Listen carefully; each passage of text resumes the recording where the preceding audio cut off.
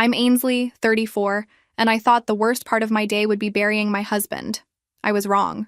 My sister Clara walked up to me at the cemetery, holding her 2-year-old son, and announced to everyone within earshot, "This boy is your husband's child, so I'll be claiming his father's inheritance."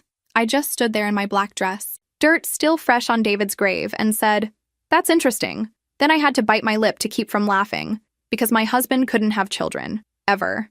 And Clara had no idea I knew that. Where are you watching from today? Drop your location in the comments below and hit that like and subscribe button if you've ever felt completely betrayed by family. You'll definitely want to stick around for what happened next. The thing about family betrayal is that it never comes when you're prepared for it. It comes when you're already down, already broken, already wondering how you're going to survive the next hour. Clara had perfect timing, I'll give her that. David and I had been married for 8 years. 8 beautiful, complicated, sometimes frustrating years with a man who made me laugh even when I wanted to strangle him. He died in a car accident on a Tuesday morning, completely out of nowhere. One moment he was kissing me goodbye, complaining about his early meeting, and the next moment I was getting a phone call that changed everything. The funeral was everything David would have hated. Too formal, too many flowers, too many people who barely knew him pretending to be devastated. But that's what you do when someone dies unexpectedly at 36. You have the funeral that makes everyone else feel better, not the one that honors the person you lost. I was standing by his casket, still in shock, when I saw Clara approaching. She'd been different lately, more present, more supportive. When David died, she'd been one of the first people to call. She'd helped with arrangements, brought food, handled relatives. I thought maybe, finally, we'd grown up enough to be real sisters. She was carrying little Michael, her son who'd just turned 2, beautiful kid with dark curls and those big eyes that made everyone melt. I'd been there when he was born, held Clara's hand through labor, cut the umbilical cord when she was too exhausted. I loved that boy like he was my own nephew, which I thought he was. "Ainsley," Clara said, her voice carrying across the crowd.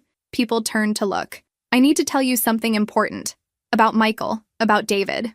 I should have known right then. Clara never did anything quietly, never handled family business privately. She was always about the audience, always about the drama, but I was grieving, not thinking clearly, so I just nodded and waited. "This boy," she said, lifting Michael higher so everyone could see him, "is David's son. We had an affair that lasted over a year. I'm sorry you had to find out this way. But now that David's gone, I have to do what's right for my child. I'll be claiming Michael's rightful inheritance." The cemetery went completely silent. I could feel every eye on me, waiting for my reaction, waiting for me to fall apart, to scream, to make a scene. My mother gasped. David's parents looked horrified. His brothers stepped closer, probably thinking they'd need to catch me when I collapsed. But all I could think about was what David told me 3 years into our marriage, when we'd been trying to have children and nothing was working. We'd been to specialist after specialist, and finally, one doctor looked at David's medical history and asked about a childhood surgery he'd had when he was 7. "I need to tell you something," David had said that night, holding my hands. "When I was a kid, I had complications from that surgery. It left me sterile, completely. I've known since I was 15, but I never told anyone. Not my parents, not my brothers. Nobody. I was too embarrassed. We'd gotten second opinions, third opinions. We'd spent thousands of dollars hoping someone, somewhere, would tell us we were wrong. But every single doctor confirmed the same thing. David could not father children. It was medically impossible. Standing there at his funeral, watching my sister manipulate a crowd of grieving people, I felt something I hadn't expected. Relief. Because for the first time in our complicated relationship, Clara had finally given me ammunition she didn't know I had. People always ask me when I first realized Clara wasn't the sister I thought she was. The answer is when I was 15 and she was 17, and she told our entire family I was sleeping with her boyfriend. I wasn't. I'd never even been alone with Tommy Morrison, much less kissed him. But Clara had seen us talking at a school football game, and somehow, in her mind, that conversation became a torrid affair that explained why Tommy had been acting distant with her lately. The truth was, Tommy had been distant because Clara was exhausting to date. She needed constant attention, constant validation, constant drama.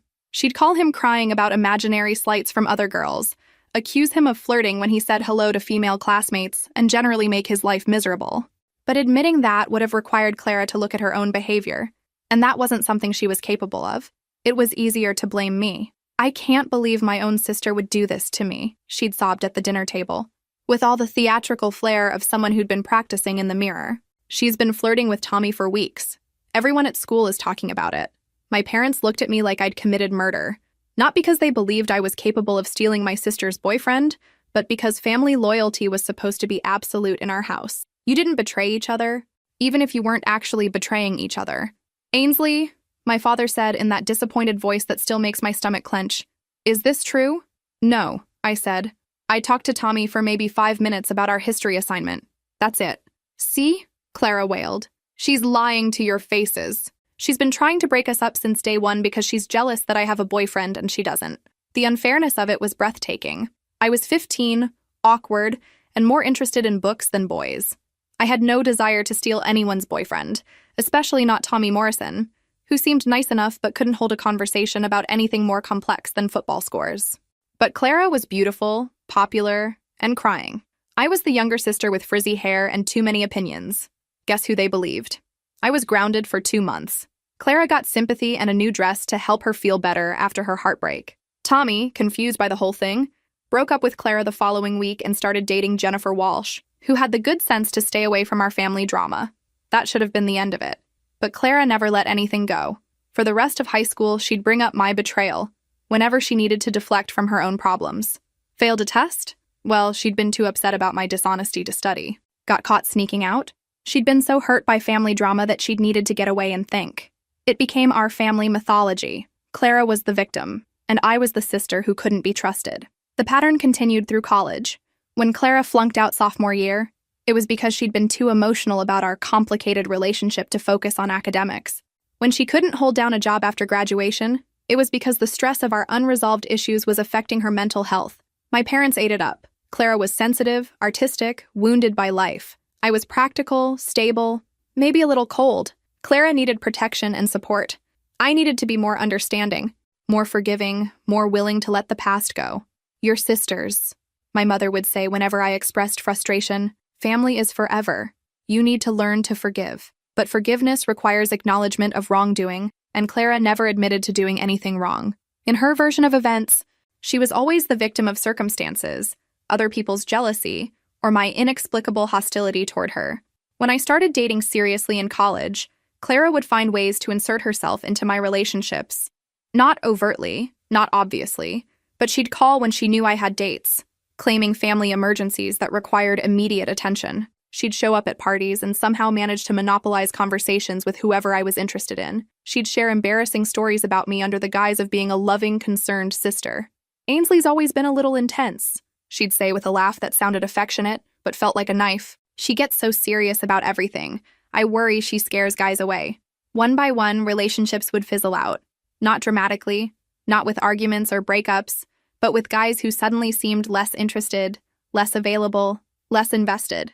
I started to wonder if there was something wrong with me, if I really was too intense, too serious, too difficult. It wasn't until I met David that I understood what had been happening.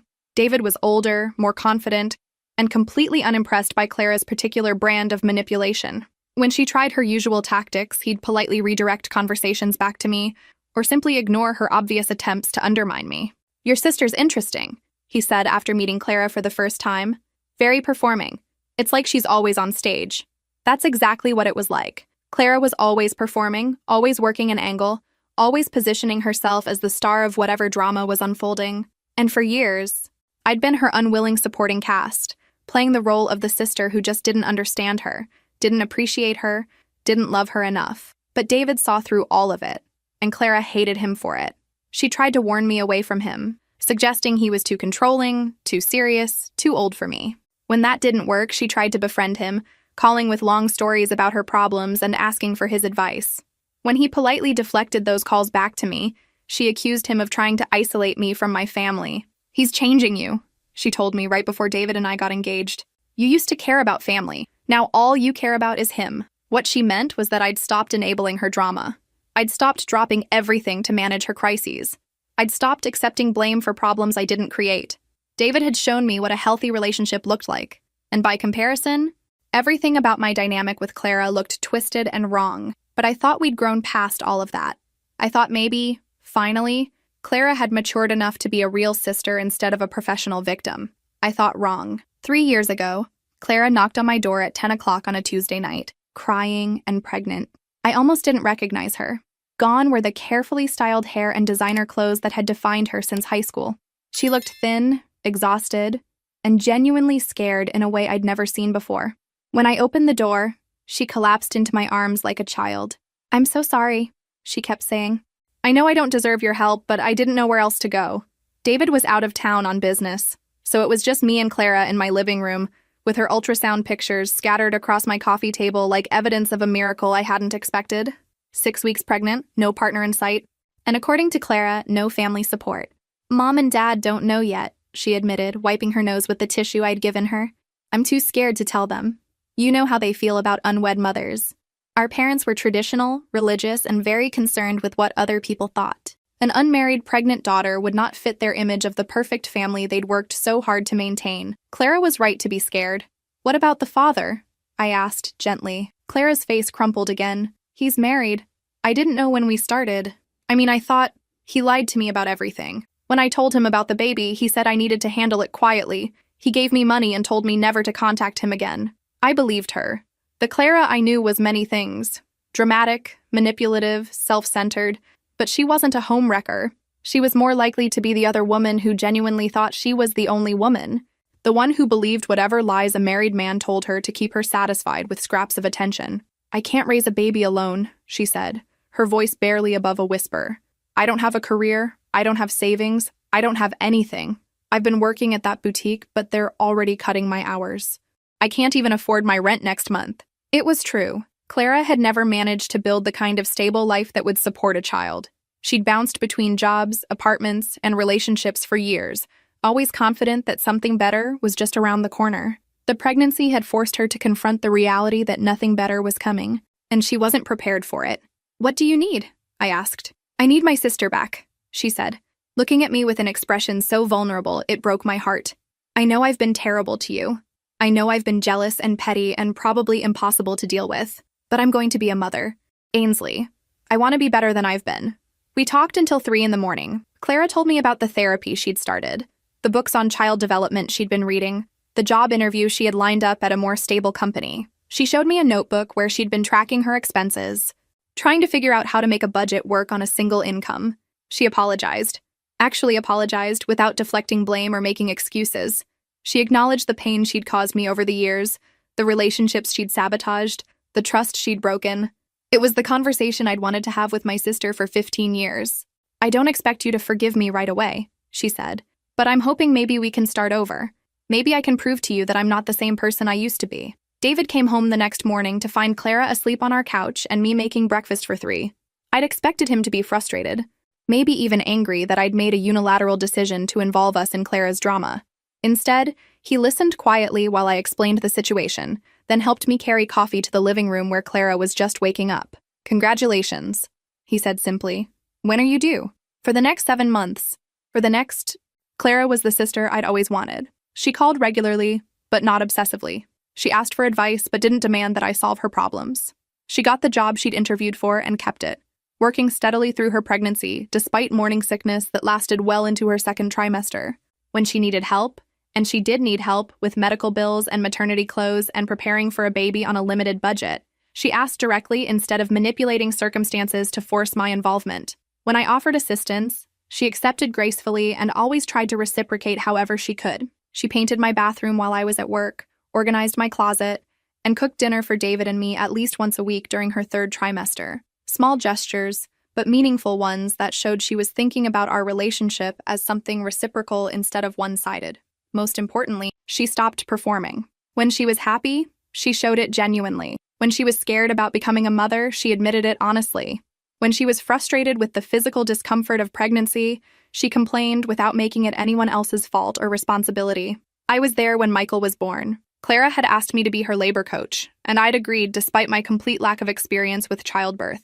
For 14 hours, I held her hand, fed her ice chips, and helped her breathe through contractions that made her grip my fingers so hard I thought she might break them. When Michael finally arrived, tiny and perfect and screaming his outrage at the world, Clara looked at me with tears streaming down her face and said, "Thank you for believing I could change." I was crying too, not just because of the miracle of birth, but because I finally had my sister back. The real Clara, the one I'd glimpsed sometimes when we were children, before jealousy and competition and family dysfunction had twisted our relationship into something unrecognizable.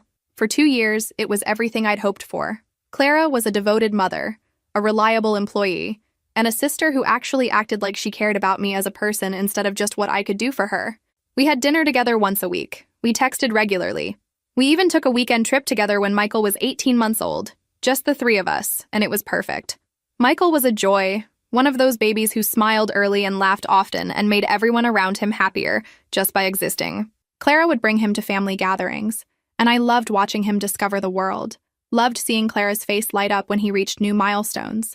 I bought him clothes, toys, books. I babysat when Clara had work commitments or needed a break. I started a college fund for him, contributing monthly, because I wanted him to have opportunities Clara and I hadn't had. I imagined being the aunt who taught him to ride a bike, who helped with homework, who embarrassed him at high school graduation by crying too loudly. When David died, Clara was one of the few people who knew exactly what to do. She didn't offer platitudes or ask how I was holding up. She just showed up with practical help, groceries, a casserole, someone to handle phone calls from distant relatives who wanted details about the funeral arrangements. "Let me take care of this," she'd said. And for once, letting someone else take care of things felt like relief instead of defeat. I should have known it was too good to last. I should have remembered that Clara had never sustained positive change for more than a few months at a time. I should have been more suspicious of her sudden helpfulness, more protective of my own boundaries. But I'd wanted so desperately to believe that people could change, that family could heal, that love could overcome years of dysfunction and hurt. I'd wanted to believe that Clara's transformation was real, permanent, and motivated by genuine growth instead of temporary need. Standing at David's grave, listening to her destroy everything we'd built together, I realized that Clara hadn't changed at all. She'd just gotten better at hiding who she really was until she was in a position to use it against me. The thing about Michael is that I genuinely loved him. Still do, if I'm being honest. That might be the cruelest part of what Clara did. She used my love for her child as a weapon against me. From the moment he was born, Michael felt like family. Not just because he was my nephew, but because I'd been there for everything. His first smile, his first word, his first steps. I was the one who taught him to stack blocks, who read him bedtime stories when Clara was too exhausted, who sang him lullabies in the rocking chair I'd bought for his nursery. Clara encouraged it. More than encouraged it. She practically pushed Michael into my arms every chance she got. "You're so good with him," she'd say, watching me feed him or change his diaper or get him to stop crying when she couldn't. "He loves his Aunt Ainsley so much. Look how he calms down when you hold him." It was true. Michael and I had a connection from the very beginning. Maybe it was because I'd been there when he was born, or maybe it was because I approached him without Clara's anxiety and desperation to be the perfect mother. Whatever it was, he seemed to sense that I was a safe harbor in his small world. When he started talking, one of his first clear words was Annie, his baby pronunciation of Ainsley. Clara would clap and laugh and say, "Yes, that's your Annie. She loves you so much." I thought she was proud of our bond. I thought she was grateful that Michael had someone else who adored him, someone who could help carry the enormous responsibility of raising a child alone. I thought she was being generous, sharing her son with someone who couldn't have children of her own. David and I had stopped actively trying to get pregnant after his diagnosis, but that didn't mean I'd stopped wanting to be a mother. Having Michael in my life felt like a gift, a chance to experience that unconditional love and fierce protectiveness that comes with caring for a small person who depends on you completely. Clara knew all of this. She knew about David's condition, knew about our decision to stop pursuing fertility treatments, knew how much joy Michael brought to my otherwise childless life. She'd seen me cry when he took his first steps in my living room while she was in the kitchen making lunch. She'd watched me lie on the floor for hours, playing with blocks and reading the same book 17 times because that's what he wanted. "You'd make such a good mother," she'd told me more than once. "Michael is so lucky to have you as his aunt. Some kids don't have anyone besides their parents who really loves them, but he has you." I took that responsibility seriously. I made sure I was available whenever Clara needed help. I bought him everything he needed and plenty of things he didn't. I took pictures at every milestone and made sure he knew he was loved, wanted, celebrated. When Clara started hinting that she was struggling financially, I increased my contributions to his college fund and started buying groceries for their apartment. When she mentioned that childcare was expensive, I started taking him one evening a week so she could have adult time. When he outgrew his clothes faster than she could replace them, I took him shopping and let him pick out new outfits. None of it felt like sacrifice. It felt like what family did for each other. The first time I noticed Clara watching me with an expression I couldn't quite read was when Michael was about 18 months old. I was sitting on her living room floor, helping him build a tower with blocks, while she folded laundry nearby. He'd managed to stack 6 blocks before the tower toppled, and when it fell, he clapped and laughed like it was the most amazing thing that had ever happened. "Again! Annie, again!" he said, pushing the blocks toward me with his chubby little hands. I started rebuilding the tower, making exaggerated expressions of concentration that made him giggle. Out of the corner of my eye, I saw Clara stop folding and just stare at us for a long moment. When I looked up, she was smiling, but something about her smile seemed forced. "Everything okay?" I asked. "Fine," she said quickly, going back to the laundry. "Just tired." But I started noticing it more after that. The way Clara would watch when Michael ran to me instead of her when I arrived. The way her smile would tighten when he'd cry for Annie when she was trying to comfort him. The way she'd interrupt our games or suggest it was time for me to go home just when Michael and I were having the most fun. I told myself I was imagining things. Clara had been nothing but grateful for my involvement in Michael's life. She'd encouraged our bond from the beginning. She needed my help, and I was happy to give it. But looking back now, I wonder if that was when she started planning. When she realized that my love for Michael could be used against me, that my inability to have children made me vulnerable in a way she could exploit. Maybe she started watching David then too, looking for weaknesses, for opportunities, for ways to position herself as the victim of circumstances instead of the architect of them. Maybe she started building the story she'd eventually tell at his funeral, the one that would cast her as the wronged woman and me as the wife, too blind to see her husband's betrayal. Or maybe I'm giving her too much credit for long-term planning. Maybe Clara just saw an opportunity when David died and took it, the way she'd always taken opportunities that presented themselves. Maybe she looked at me, broken and grieving, and thought this was her chance to finally win whatever competition had been going on in her head since we were teenagers. Either way, she used Michael. She used my love for him, my inability to have children of my own, my desperation to believe that family could be more than dysfunction and disappointment. She turned my most vulnerable place into her weapon of choice. Standing in that cemetery, listening to her destroy my marriage and my husband's memory, I felt something I'd never felt before toward my sister. Not anger, not disappointment, not even betrayal. Hatred. Pure, clean hatred for someone who would use a child as ammunition in whatever twisted game she'd been playing our entire lives. Someone who would stand at a funeral and lie about a dead man to get money she hadn't earned and didn't deserve. But underneath the hatred was something else. Relief. Because finally, Clara had overplayed her hand. Finally, she'd told a lie I could prove was impossible. Finally, I could stop pretending she was anything other than exactly who she'd always been. The first phone call came 3 hours after the funeral. I was sitting in my kitchen, still wearing my black dress, staring at a casserole someone had brought and wondering how people expected you to eat when your world had just collapsed twice in one day. "Ainsley?" Clara's voice sounded tentative, almost nervous. "I know today was difficult. I know this is hard for you to process. Hard for me to process." Like I was struggling with basic comprehension instead of trying to figure out what kind of person announces a paternity claim at a funeral. "What do you want, Clara? I want us to handle this like adults, like family. I don't want to make this harder than it has to be." I almost laughed. She'd already made it as hard as possible by choosing the most public, most humiliating venue for her announcement. Everyone at that funeral would be talking about it for months. David's memory was now forever linked with adultery and scandal, and I was cast as the oblivious wife who'd been betrayed by her own sister. "How exactly do you want to handle this?" I asked. "Well, I was thinking we could work something out privately, without lawyers or courts or anything messy like that. I don't want to put Michael through a big legal battle." Of course. Clara wanted to avoid legal proceedings because legal proceedings required proof. They required documentation, evidence, facts that could be verified or disproven. Clara's specialty had always been emotional manipulation, not actual evidence. "What kind of arrangement are you thinking about? Maybe we could split David's life insurance? And the house? Well, Michael should inherit his father's house, don't you think? But I know you've been living there, so maybe we could work out some kind of timeline. My house." She wanted my house.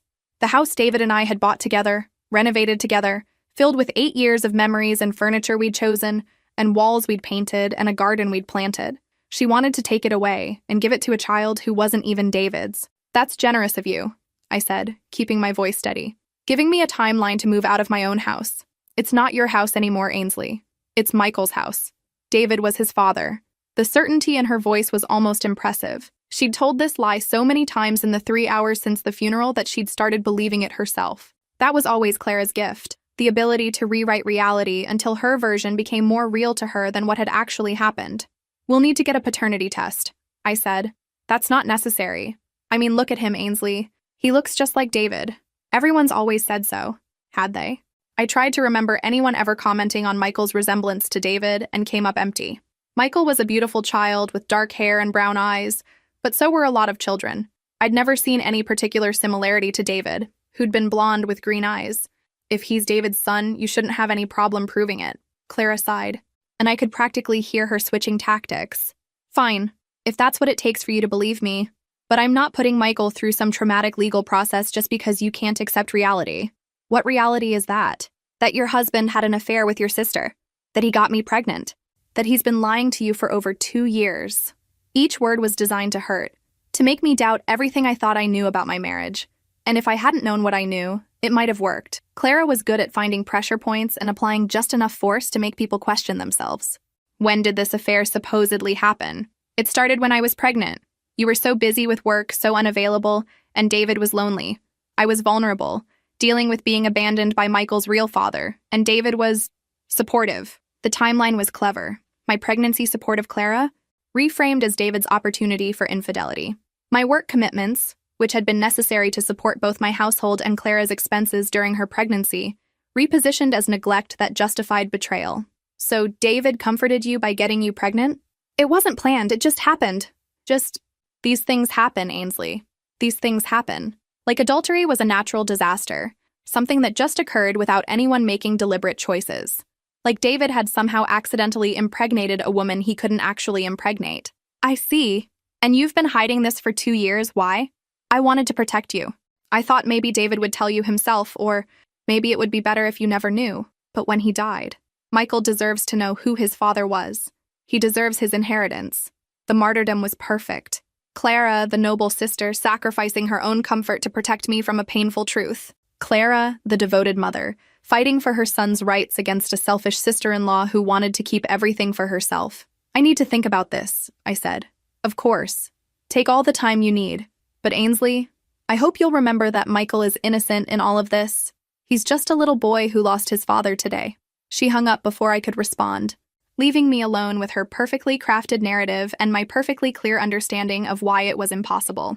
The second call came from my mother an hour later. Honey, I just spoke with Clara. This must be such a shock for you.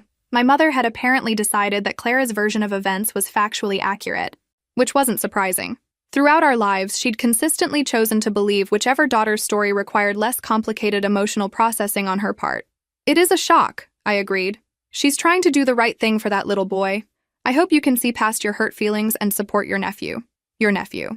Not the child who may or may not be related to us, but your nephew. Clara had already won this battle in the court of family opinion. I'm sure Clara told you her version of events.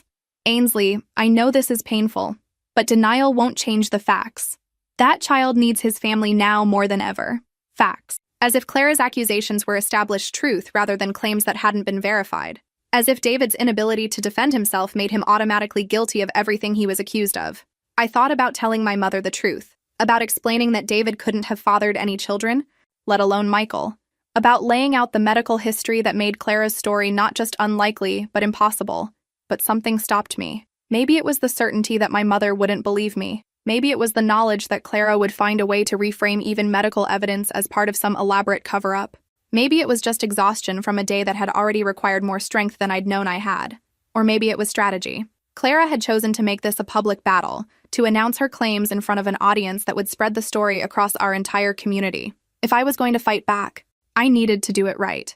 I needed to make sure that when the truth came out, it would be as public and as definitive as her lies had been. I'll call you later, Mom. I need some time to process everything.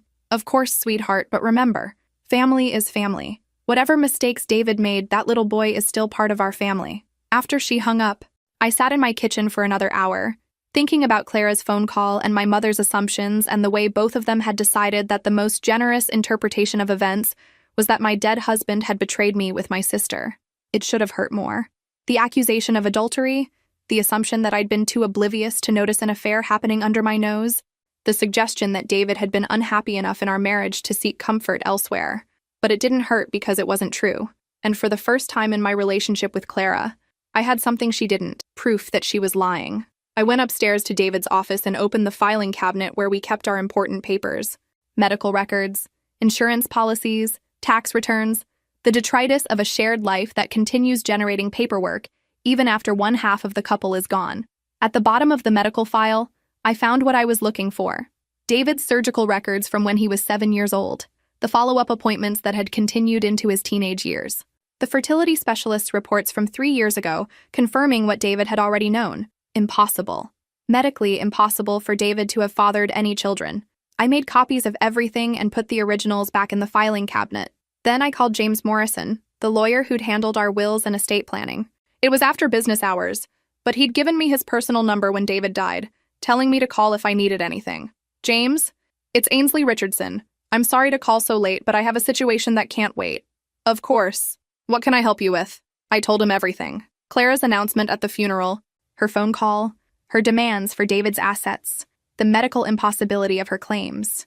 James listened without interrupting, occasionally making notes I could hear through the phone. This is clearly an attempt at fraud, he said when I finished. The question is whether she actually believes what she's saying or if she knows she's lying. Does it matter?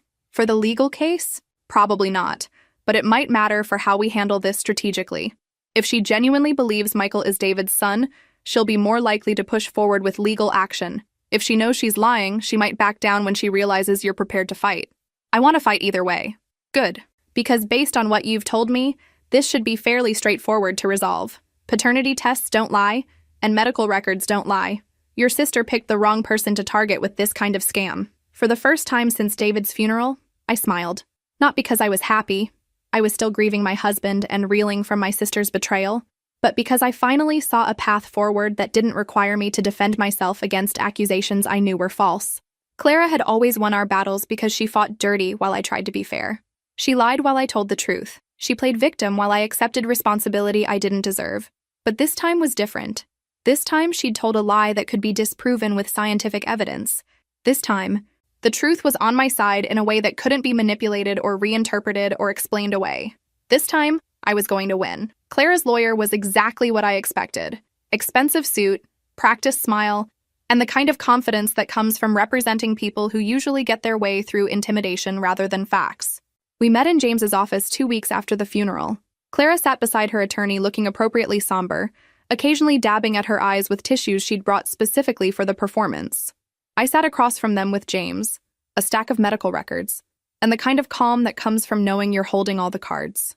My client has requested this meeting in hopes of reaching an amicable resolution, Clara's lawyer began.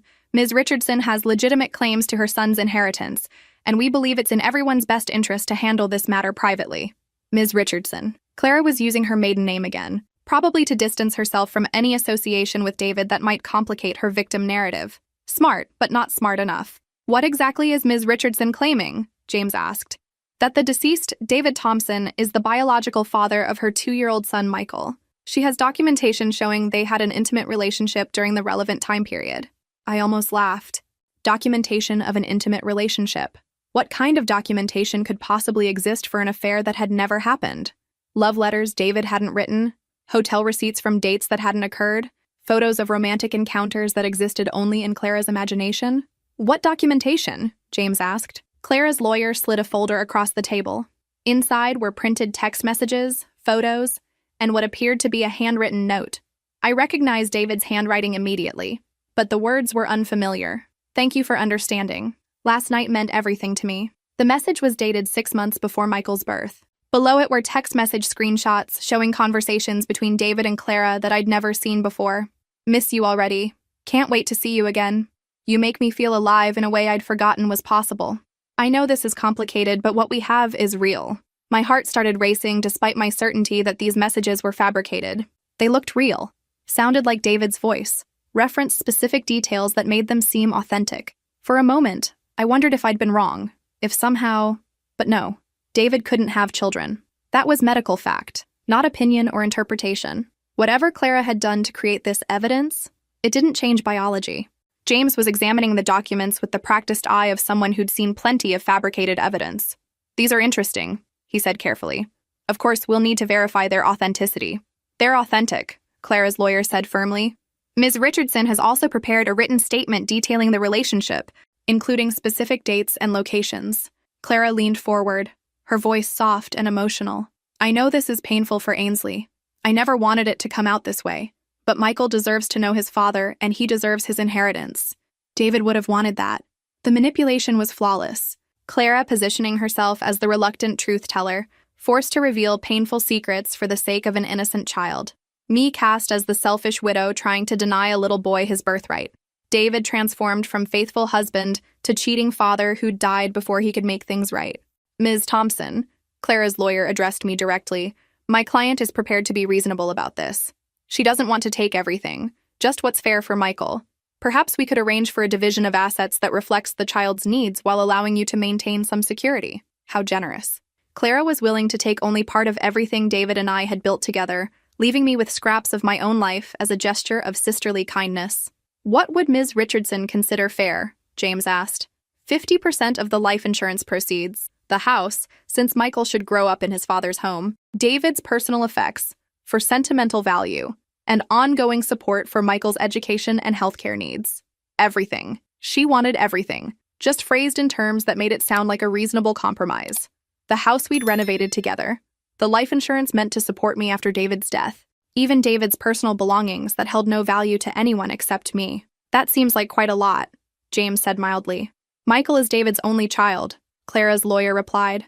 In the absence of a will specifying otherwise, he would be entitled to inherit everything anyway. But David did have a will. A very clear, very legal will that left everything to me. The lawyer's phrasing suggested either he didn't know about the will, or he was hoping we didn't. Actually, James said, reaching for his own folder, Mr. Thompson did have a will. Very comprehensive, very clear. Everything goes to his wife. Clara's lawyer looked genuinely surprised. We weren't aware of a will. Of course, if there are children involved, wills can be contested. They can be, James agreed. But first, we'd need to establish paternity. I assume your client is prepared to submit to DNA testing? For the first time since the meeting began, Clara looked uncomfortable. I don't think that's necessary. The resemblance is obvious and we have documentation of the relationship. Documentation can be forged, I said quietly. It was the first time I'd spoken since the meeting began, and both lawyers looked at me with interest. DNA testing doesn't lie. Clara's eyes flashed with something that might have been anger or fear. I can't believe you'd put Michael through that. He's just a baby, Ainsley. Your nephew. If he's my nephew, the test will prove it. Some things are more important than legal proof, like family. Like doing what's right for a child who didn't ask to be born into this situation. The emotional manipulation was so transparent it was almost insulting. Clara appealing to family loyalty after claiming my husband had betrayed me. Clara demanding I consider Michael's welfare after announcing his paternity at a funeral in front of 50 people. Clara asking me to do what's right, while demanding half of everything I owned based on lies. I think DNA testing is the most reasonable next step, James said diplomatically. It will resolve any questions about paternity definitively. Clara's lawyer whispered something to her and she nodded reluctantly. Fine, but I want it done through the court system with proper oversight. I don't want there to be any questions about the results. Absolutely, James agreed. Court-ordered testing is the gold standard. After they left, James and I sat in his office reviewing the documents Clara had provided. The text messages looked convincing, but James pointed out several inconsistencies in the metadata. The handwritten note was harder to evaluate, but he knew experts who could analyze the handwriting and paper. Even if everything is authentic, he said, it doesn't prove paternity. It would only prove your husband had some kind of relationship with your sister. He didn't, I said firmly. Whatever these documents are, they're not real. I believe you. But even if they were real, we have something better than character witnesses or emotional testimony. We have medical proof that your husband couldn't have fathered any children. I handed him the copies of David's medical records. He read through them carefully, his expression growing more confident with each page. This is ironclad, he said finally. Surgical sterilization at age 7 due to medical complications. Multiple follow-up appointments confirming complete sterility. Fertility specialist consultations during your marriage confirming the same thing. Your sister picked the wrong man to falsely accuse. What happens next? We file for court-ordered paternity testing. Given the medical evidence, I expect the judge will fast-track this case. Your sister will either withdraw her claims when she realizes she can't win, or she'll push forward and face the consequences of attempting fraud. What consequences? Filing false claims, perjury if she lies under oath, potentially fraud if she's accepted any money based on these allegations. Your sister has put herself in a very vulnerable legal position. For the first time since David's death, I felt something approaching peace. Not happiness. I was still grieving my husband and processing my sister's betrayal. But the calm certainty that comes from knowing the truth will eventually prevail. Clara had always won our battles because she was willing to fight dirty while I insisted on fighting fair. She was willing to lie while I told the truth. She was willing to manipulate emotions while I appealed to reason. But this time, reason was going to win. Science was going to win. Medical evidence was going to win. And Clara was going to learn that some lies are too big to sustain, no matter how good you are at telling them. Clara didn't back down after our meeting with the lawyers. If anything, she doubled down, like someone who'd bet everything on a losing hand but was too proud to fold. The phone calls started the next morning. First my Aunt Margaret, then Cousin Susan, then people I hadn't spoken to in years, but who'd somehow heard all the details of my family drama. "Ainsley, honey, I just heard about the situation," Aunt Margaret said, her voice dripping with the kind of false sympathy reserved for family scandals. "I know this must be so hard for you, finding out about David's indiscretions. Indiscretions. Like adultery was a minor social mistake, something embarrassing but forgivable. Like fathering a secret child was the equivalent of forgetting someone's birthday. I'm managing," I said. "Well, I hope you'll think about that poor little boy. He didn't ask to be born into this mess, and he shouldn't suffer because of adult problems. Adult problems. As if my refusal to hand over my house and life insurance to my sister was petty stubbornness rather than a reasonable response to obvious lies. "Michael is well cared for," I replied. "But is he really? Clara's struggling financially. And you know David would want his son to be provided for." Everyone had become an expert on what David would have wanted, despite the fact that David had left a clear legal will that expressed exactly what he wanted. But apparently, imaginary desires trumped actual documentation in the court of family opinion. The conversations followed the same pattern: expressions of sympathy for my situation, gentle suggestions that I was being unreasonable, and increasingly less subtle implications that I was a selfish woman denying an innocent child his birthright. Clara was conducting a masterful campaign, positioning herself as the reluctant truth-teller who only wanted what was best for Michael. She'd learned to frame every conversation in terms of the child's welfare rather than her own financial needs. "I don't want anything for myself," she told anyone who would listen. "This is about Michael knowing who his father was, and having the security David would have provided." The genius of it was that arguing against Clara meant arguing against a 2-year-old's interests. Anyone who questioned her story looked like they were punishing an innocent child for adult mistakes. My mother called every other day with updates on family sentiment, which was apparently running heavily against me. "People are concerned about your mental state," she told me on Thursday. "This kind of denial isn't healthy. Sweetheart, maybe you should talk to someone." Denial. The go-to explanation when someone refuses to accept a narrative that doesn't make sense. I wasn't processing grief appropriately, wasn't facing reality, wasn't handling the truth about my marriage maturely. "I'm seeing a therapist," I said, which was true. I'd started therapy after David died, not because I was in denial, but because losing your husband and discovering your sister's true nature in the same day required professional support. "Good.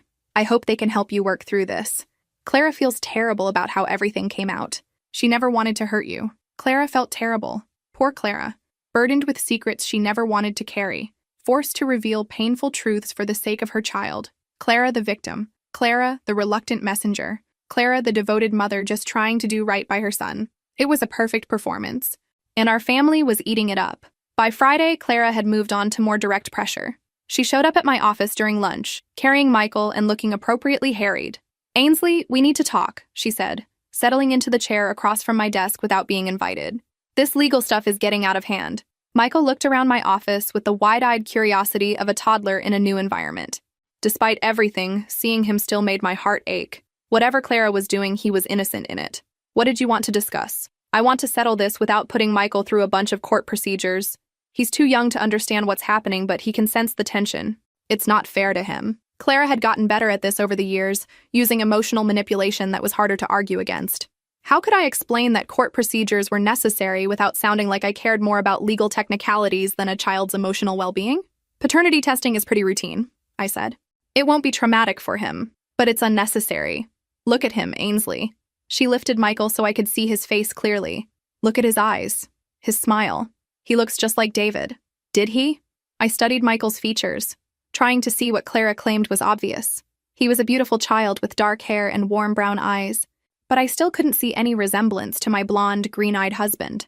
"I think you're seeing what you want to see," I said gently. Clara's expression hardened slightly. I'm seeing what everyone else sees. Mom, Dad, Aunt Margaret, they all comment on how much he looks like David. You're the only one who can't see it. Or I'm the only one who knew David well enough to know this story is impossible. Nothing's impossible. Ainsley, people have affairs. Husbands lie to their wives. It happens every day. She was right about that.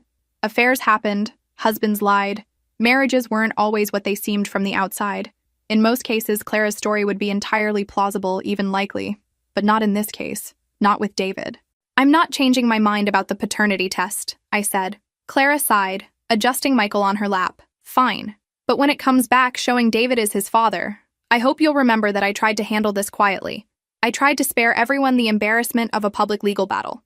The confidence in her voice was almost impressive. She genuinely seemed to believe that DNA testing would support her claims, which meant either she was a better liar than I'd given her credit for, or she actually believed her own story. We'll see what the test shows, I said. After she left, I sat in my office thinking about her certainty, her willingness to push forward with legal action, her apparent confidence that scientific evidence would vindicate her claims. For a moment, just a moment, I wondered if I could be wrong, if somehow the medical records were incomplete, or the doctors had made mistakes, or David had lied to me about something he couldn't have lied about. But no, I'd seen the surgical records, the follow-up appointments, the fertility specialist reports. Multiple doctors over multiple years had confirmed the same thing. David was sterile, completely and permanently. Clara might believe her own lies, but biology didn't care about belief. Science didn't care about confidence. DNA testing would reveal the truth, regardless of who wanted what to be true.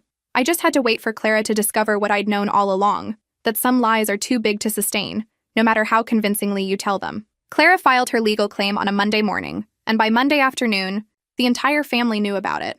She'd made sure of that, calling everyone to explain that she'd been forced to take legal action because I was being unreasonable about Michael's inheritance. The narrative was perfect. Clara, the struggling single mother, driven to court by a selfish sister-in-law who refused to acknowledge an innocent child's rights. Me, the bitter widow, clinging to assets that rightfully belonged to my husband's son. My phone started ringing immediately. Ainsley, what are you thinking? My father demanded, his voice tight with disapproval.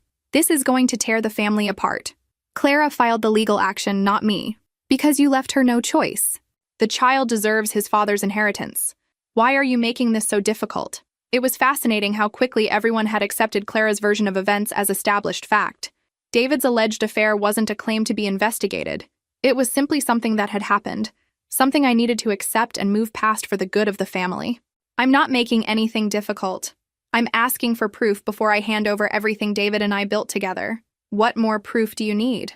The boy exists, Ainsley. He's David's son. The circular logic was maddening. Michael existed. Therefore, he was David's son. Clara had made the claim. Therefore, it must be true. I was asking for evidence, therefore I was being unreasonable. My mother took a different approach when she called, focusing on family unity rather than legal rights. This is destroying our family, she said, her voice heavy with disappointment. Clara is beside herself. You're being stubborn, and that poor little boy is caught in the middle. The poor little boy will be fine regardless of what a paternity test shows. But why put him through it? Why put any of us through it? Can't you just do the right thing? The right thing. Everyone seemed to have strong opinions about what the right thing was. But nobody seemed interested in whether Clara's claims were actually true. By Wednesday, I'd heard from every relative in our family tree. Cousins who hadn't called in years suddenly had urgent opinions about my moral obligations. Aunts and uncles who barely knew David's name were certain he would have wanted me to support his son. The pressure was coordinated, relentless, and effective. If I hadn't known what I knew, I might have started to doubt myself. The certainty in everyone's voices, the unanimity of opinion, the consistent message that I was being selfish and cruel. It was the kind of social pressure that could make someone question their own reality. But I did know what I knew. And what I knew was that David couldn't have fathered any children, regardless of how many people believed otherwise. James kept me updated on the legal proceedings, which were moving faster than typical family court cases. The judge is treating this as a straightforward paternity question, he told me. Given your husband's estate and the child's age, they want to resolve it quickly. What does that mean for timeline? Court-ordered paternity testing should happen within the next 2 weeks. Results usually take another week or two after that. We should have a definitive answer within the month. A month. 4 more weeks of family pressure. 4 more weeks of being treated like the villain in Clara's drama. 4 more weeks of people assuming my husband had betrayed me with my sister. but also 4 more weeks until Clara's lies were exposed in a way that couldn't be argued with or reinterpreted. 4 more weeks until everyone who judged me would have to confront the fact that they'd been wrong. The hardest part was maintaining my composure when people who should have known better treated Clara's accusations as established truth. David's own brothers called to express their disappointment in my handling of the situation. David wouldn't want this kind of family conflict, his older brother Mark told me. He'd want everyone to get along, to do what's best for his son. Even David's family had accepted Clara's narrative without question, transforming my husband into an adulterer and father in their minds, despite having known him for 36 years. David left a will, I reminded Mark. If he'd wanted to provide for any children other than ours, he would have included that. Maybe he didn't know about the boy when he wrote the will. Maybe Clara didn't tell him she was pregnant. Everyone had become an expert in explaining David's motivations and choices, even though those explanations required them to believe he was someone completely different from the man they'd actually known. The worst call came from David's mother, whose voice was thick with tears when she spoke. "I just want to meet my grandson," she said. "I want to hold him and tell him about his father. Why are you keeping him from us?" "I'm not keeping anyone from anyone. Clara is free to maintain relationships with David's family. But she feels uncomfortable because of all this legal fighting. She thinks we blame her for the affair. We blame her for the affair. Not if there was an affair or assuming her claims are true, but taking it as a given that David had been unfaithful and that Clara was somehow a secondary victim in the situation. Mrs. Thompson, David couldn't have children. That's a medical fact. Honey, I know this is hard to accept, but sometimes these things happen. Men have affairs, and sometimes children result from them. It doesn't mean David didn't love you." Even David's own mother was more willing to believe her son had betrayed his wife than to consider that Clara might be lying. The weight of that betrayal, not just Clara's lies, but the family's willingness to believe them, was almost overwhelming. By Friday, I realized I was completely alone in this battle. Every single person who should have supported me, should have known me well enough to believe I wasn't being unreasonable, had chosen Clara's side instead. It was a masterful performance on her part.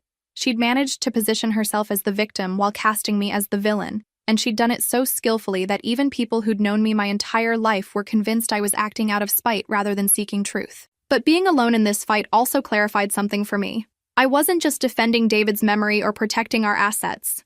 I was defending the principle that truth matters, that claims require evidence, that being family doesn't give someone the right to lie about the dead. And I was about to prove that no matter how convincing a lie might be, no matter how many people believe it, no matter how much social pressure supports it, biology doesn't lie. The truth was coming, whether Clara and my family were ready for it or not. Judge Patricia Morrison looked exactly like someone who'd been settling family disputes for 20 years. Patient but no nonsense. Kind but unimpressed by emotional theatrics. When Clara's lawyer started his opening statement with phrases like tragic circumstances and innocent child, she cut him off. "Counselor, this is a paternity hearing, not a custody battle. Do you have evidence that the deceased is the father of this child?" "Yes, Your Honor. We have documentation of an intimate relationship, witness testimony, and what I need," Judge Morrison interrupted, "is biological evidence. Everything else is speculation." I liked her immediately. After weeks of being subjected to Clara's emotional manipulation and family pressure, it was refreshing to sit in a room where facts mattered more than feelings. "Your Honor," James stood, "given that the alleged father is deceased, we request court-ordered genetic testing using archived medical samples." Clara's lawyer looked uncomfortable. "Your Honor, subjecting a 2-year-old child to invasive testing procedures is standard procedure in paternity cases," the judge finished. "Mr. Davidson, surely you're familiar with genetic testing protocols." "Of course, Your Honor, but we believe the documentation we've provided clearly establishes—" "Mr. Davidson," Judge Morrison's voice carried the kind of authority that ended arguments immediately. "In this courtroom, paternity is established by DNA evidence, not by text messages or photographs. Do you have any objection to genetic testing?" Clara's lawyer whispered something to Clara, who was sitting rigidly in her chair, her face pale. From where I sat, I could see her hands trembling slightly. For the first time since this whole nightmare began, Clara looked genuinely scared. "No objection, Your Honor." "Good. Given the deceased status of the alleged father, we'll use archived medical samples for comparison." "Mrs. Thompson," the judge addressed me directly, "I understand your late husband had medical procedures that would have resulted in tissue samples being stored?" "Yes, Your Honor, multiple procedures over several years." "Mr. Morrison," she turned to James, Please coordinate with the medical examiner's office to locate appropriate samples.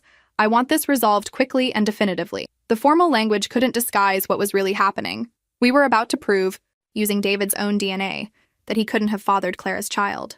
The medical samples would confirm what his surgical records had already established, that my sister was lying. Your Honor, Clara's lawyer tried one more time. My client is prepared to accept a generous settlement arrangement that would avoid the trauma of invasive testing. Counselor, are you suggesting your client would prefer to settle rather than prove her case definitively? The question hung in the air like a trap. Clara's lawyer had essentially admitted that he'd rather avoid DNA testing, which made it sound like he wasn't confident in his client's claims. Not at all, Your Honor. We simply believe, then we'll proceed with testing. I'm ordering genetic analysis using archived tissue samples from the deceased to determine paternity of the minor child. Results to be submitted to this court within 14 days. 14 days. 2 weeks until Clara's lies were exposed in a way that couldn't be argued with, explained away, or reinterpreted as family dysfunction. After the hearing, James and I walked to his car while Clara and her lawyer huddled in intense conversation near the courthouse steps. I could see Clara gesturing frantically, her composed victim facade finally cracking under pressure. She looked nervous, James observed. She should be. She's about to be exposed as a fraud in front of a judge. The question is whether she actually believes her own story. If she genuinely thinks David is the father, she'll be shocked by the results. If she knows she's lying, she might try to withdraw the case before testing is complete. I thought about Clara's behavior over the past few weeks. Her confidence, her willingness to involve lawyers and courts, her apparent certainty that DNA testing would vindicate her claims. She believes it, I said. Clara has always been good at convincing herself that her version of events is reality. She's probably genuinely convinced that David is Michael's father. That might actually be worse for her legally. Fraud requires intent to deceive. If she genuinely believes her claims, she might avoid criminal charges. But she'll still be liable for court costs, legal fees, and potentially civil damages for defamation. We drove back to James's office in comfortable silence. For the first time in weeks, I felt something approaching peace. Not happiness. I was still grieving David and processing the magnitude of Clara's betrayal, but the calm certainty that comes from knowing the truth will soon be revealed. The medical examiner's office was efficient. Within 3 days, they'd located multiple tissue samples from David's various procedures over the years. Blood work from his annual physicals, tissue samples from a minor surgery 2 years earlier, even genetic material from dental work he'd had done 6 months before his death. Any one of those samples would be sufficient to establish paternity, or in this case, to definitively rule it out. The medical examiner would compare Michael's DNA to David's and produce a scientific answer that couldn't be disputed, misinterpreted, or explained away. While we waited for the lab results, the family pressure continued, but with less intensity. Maybe people sensed that the situation was moving beyond their ability to influence it, or maybe they were starting to have their own doubts about Clara's story. My mother called on Friday, her voice less certain than it had been in previous conversations. Honey, I've been thinking about all this, and I want you to know that whatever the test shows, you're still my daughter. It was the closest she'd come to admitting that Clara might be lying, though she still couldn't say it directly. After weeks of being treated like the family villain, even that small acknowledgement felt significant. Thank you, Mom. I hope Clara knows what she's doing. This kind of thing, if she's wrong, it could destroy relationships that can't be repaired, if she's wrong. The first time anyone in my family had entertained the possibility that Clara's claims might not be accurate. Yes, I agreed. It could. But those relationships were already destroyed, weren't they? Clara had destroyed them the moment she chose to lie about David at his funeral. The family had damaged them further by choosing to believe her lies without question, by pressuring me to accept claims I knew were false, by treating me like the villain in Clara's manufactured drama. The DNA test wouldn't repair those relationships. It would just make clear to everyone what I'd known all along, that Clara was exactly who she'd always been, and the family members who'd enabled her were exactly who they'd always been too. In 10 more days, we'd have scientific proof of what David's medical records had already established. Clara's lies would be exposed, her claims would be dismissed, and everyone who judged me would have to confront the fact that they'd been wrong. I was ready for that confrontation, more than ready. The waiting was the hardest part. 10 days for lab results that would either vindicate everything I'd said or destroy everything I believed about my marriage. Even though I knew what those results would show, the uncertainty was exhausting. Clara, meanwhile, seemed to be thriving on the suspense. She'd returned to her confident, martyred persona, telling anyone who would listen that she was nervous but hopeful about the test results. I just want Michael to know who his father was. she told my mother, loud enough for me to hear during a family dinner I'd reluctantly attended. DNA doesn't lie, right? Science will prove what I've been saying all along. The irony was almost funny. Clara positioning herself as the champion of scientific truth, confident that DNA testing would support claims I knew were biologically impossible. She'd even started making plans based on her expected victory. Talk of redecorating David's house for Michael, discussions about which of David's belongings should be saved for when Michael was older, suggestions about how his college fund should be managed. David would want Michael to go to his alma mater, she told David's mother during one of their increasingly frequent phone calls. I was thinking we should start saving specifically for that. David's mother, who'd been cool toward me since Clara's allegations began, was warming up to the idea of having a grandchild to spoil. She'd already bought Michael new clothes and toys and was talking about setting up a nursery in her house for visits. The whole family was building their lives around Clara's lies, making emotional investments in a relationship that didn't exist, and planning a future based on claims that would soon be disproven. Watching them do it was like watching people build sandcastles right before high tide. I tried to feel sorry for them. They were going to be disappointed and embarrassed when the truth came out. But after weeks of being treated like the problem, of having my character questioned and my motives doubted, I mostly felt a grim satisfaction that they were about to learn how wrong they'd been. James called on Thursday with an update from the lab. Results should be ready tomorrow, he said. Are you prepared for this? I've been prepared since the day Clara made her accusation. And if, somehow, the results aren't what you expect. I appreciated that he was being thorough, preparing for all possibilities even though we both knew what the DNA test would show. They will be what I expect. David couldn't have children, James. That's not opinion or wishful thinking. It's medical fact. I believe you. I just want to make sure you're ready for whatever comes next. Win or lose, this is going to change your family relationships permanently. He was right about that. Whether the test proved me right or Clara right, we'd crossed lines that couldn't be uncrossed. Clara had publicly accused my dead husband of adultery. The family had chosen her side over mine without waiting for evidence. I'd been willing to subject a 2-year-old to DNA testing, rather than accept claims I knew were false. These weren't the kind of conflicts families bounced back from easily. Someone was going to be devastated by these results, and someone else was going to be vindicated in a way that felt more like Pyrrhic victory than celebration. Friday morning, I woke up with the strangest feeling of anticipation. Not excitement, exactly, but the kind of focused energy that comes from knowing a long ordeal is almost over. Today, I'd finally have official proof of what I'd known all along. Clara had apparently felt the same anticipation. She'd called James's office twice before 9 a.m., asking if the results were ready yet.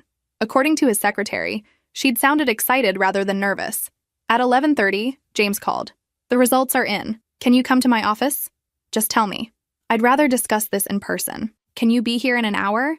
His tone was professional but careful, which made me wonder if there was something unexpected in the report. For a moment, just a moment, I felt a flutter of doubt. What if I'd been wrong? What if somehow?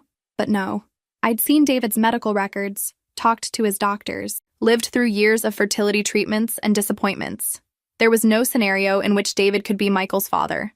James was probably just being cautious, making sure we discussed the implications of the results before word got out. This was going to create a legal and family nightmare for Clara, and James wanted to make sure we handled it properly. I arrived at his office to find him sitting at his desk with a thick folder and an expression I couldn't quite read. The DNA results, he said without preamble, confirm what we expected. David Thompson is not and could not be the biological father of Michael Richardson. Even though I'd known it was coming, hearing it stated so definitively was a relief so intense it was almost physical. The truth. Official, scientific, uncontestable truth. The lab report is very clear, James continued, opening the folder. No genetic relationship whatsoever. The child could not be Mr. Thompson's son under any circumstances. What happens now? Now we go back to court. Clara's paternity claim is dismissed. Her request for inheritance rights is denied, and depending on how she wants to handle this, she could be facing charges for fraud, perjury, and defamation. Charges. I hadn't really thought about the criminal implications of what Clara had done. She hadn't just lied about David, she'd lied under oath, filed false legal documents, and attempted to claim assets based on fabricated relationships. Will she be arrested? That depends on whether the prosecutor's office wants to pursue charges and whether Clara continues to maintain her claims even after being presented with contradictory evidence. If she admits she was wrong and withdraws gracefully, they might let it go. If she doubles down or tries to claim the tests were wrong somehow, I knew Clara well enough to know she wouldn't withdraw gracefully. She'd maintained her innocence in the face of obvious contradictory evidence her entire life. DNA results wouldn't suddenly make her capable of admitting she'd been wrong. When do we go back to court? Judge Morrison scheduled a hearing for Monday morning to review the results. Clara's been notified, so she knows the tests are complete. It'll be interesting to see how she responds. Interesting was one word for it. Clara was about to discover that her confident predictions about DNA evidence had been completely wrong, that the scientific proof she'd claimed would vindicate her had instead exposed her as a liar, and that everyone who'd believed her story was about to learn the truth about what she'd done. After 34 years of watching Clara manipulate situations to her advantage, I was finally going to see her face consequences she couldn't talk her way out of. Monday couldn't come fast enough. Monday morning arrived gray and cold, the kind of weather that matches your mood when you're about to watch someone's lies finally catch up with them. I dressed carefully, professional but not celebratory, confident but not smug. This wasn't a victory I planned to gloat over. Clara was already at the courthouse when James and I arrived, sitting in the hallway with her lawyer and looking like someone who'd spent the weekend reconsidering her life choices. Gone was the confident victim persona she'd maintained for weeks. She looked pale, anxious, and for the first time since this whole nightmare began, genuinely scared. When she saw me, our eyes met for just a moment. I expected to see anger there, or defiance, or at least the stubborn determination that had always defined her. Instead, I saw something I'd never seen in Clara before: complete defeat. She knew. Somehow, despite weeks of apparent confidence in her claims, she knew the DNA results had destroyed her story. Mrs. Thompson, Judge Morrison called us to order with her usual efficiency. I've reviewed the genetic testing results submitted by the medical examiner's office. Mr. Davidson, has your client been provided with copies of these results? Clara's lawyer looked like he'd aged 5 years over the weekend. Yes, Your Honor. We received them Friday evening. And does your client wish to maintain her paternity claim in light of this evidence? The silence stretched out for what felt like minutes, but was probably only seconds. Clara sat motionless, staring at her hands folded in her lap while her lawyer shifted uncomfortably beside her. Mr. Davidson? Your Honor, my client would like to withdraw her claim. On what grounds? More silence. Finally, Clara's lawyer spoke in a voice barely above a whisper. The genetic testing conclusively rules out paternity, Your Honor. There is no biological relationship between the deceased and my client's child. Judge Morrison looked at Clara directly. Ms. Richardson, do you understand that by withdrawing your claim, you're acknowledging that your previous statements to this court were inaccurate? Clara lifted her head for the first time since we'd entered the courtroom. When she spoke, her voice was so quiet the judge had to ask her to repeat herself. Yes, Your Honor. I was wrong. Wrong. Such a small word for such massive destruction. Wrong about David being Michael's father. Wrong about having evidence to support her claims. Wrong about being able to convince a court that her lies were truth. But Judge Morrison wasn't finished. Ms. Richardson, this court takes false claims very seriously. You filed legal documents asserting facts you couldn't substantiate. You made statements under oath that have been proven false by scientific evidence. Can you explain how this happened? Clara finally looked up, and I could see tears streaming down her face. Real tears this time, not the calculated emotional displays she'd used throughout this process. I convinced myself it was true. I wanted it to be true so badly that I believed it was true. Wanted what to be true? That Michael had a father. That David, her voice broke, that someone would take care of us. And there it was. The truth beneath all the lies, manipulation, and legal maneuvering. Clara hadn't been trying to destroy my marriage or steal my inheritance out of malice. She'd been desperate, financially and emotionally, and had convinced herself that David could solve her problems if only she could prove he was Michael's father. It was pathetic and sad and completely in character for my sister, who'd spent her entire life looking for someone else to fix her problems, instead of taking responsibility for her own choices. Judge Morrison's expression softened slightly, but her voice remained firm. Ms. Richardson, I understand that single parenthood is challenging, but fabricating paternity claims is not an acceptable solution to financial difficulties. Do you understand the serious legal consequences of what you've done? Yes, Your Honor. You've filed false legal documents.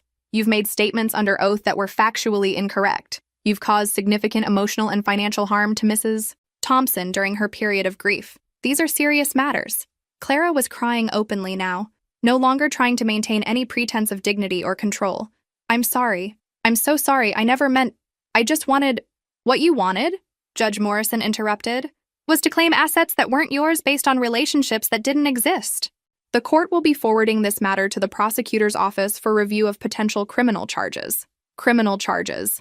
Even though James had warned me this might happen, hearing it stated in open court was sobering. Clara wasn't just going to lose her false claim, she was going to face the possibility of jail time for what she'd done. Furthermore, the judge continued, Mrs. Thompson, you may wish to consult with your attorney about civil remedies for the defamation and emotional distress you've suffered. James leaned over and whispered, she's suggesting you can sue Clara for damages. Sue my sister. The thought had never occurred to me, but I supposed it made sense. Clara had publicly accused my dead husband of adultery, convinced our entire family that I was being unreasonable for questioning her claims, and put me through weeks of legal proceedings to defend myself against lies she'd known were false. Your Honor, I found myself standing. Though I hadn't planned to speak. May I address the court?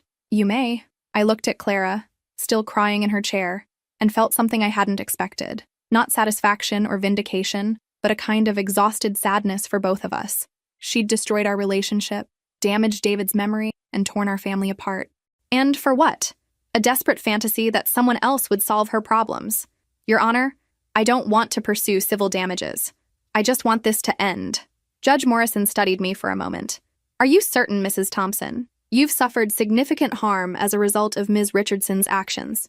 I'm certain. Clara will face whatever consequences the prosecutor decides are appropriate, but I don't need anything more from her. Because what could Clara possibly give me that would repair the damage she'd done? Money wouldn't restore David's reputation or rebuild the family relationships that had been shattered by her lies. A civil judgment wouldn't undo weeks of being treated like a villain by people who should have known better.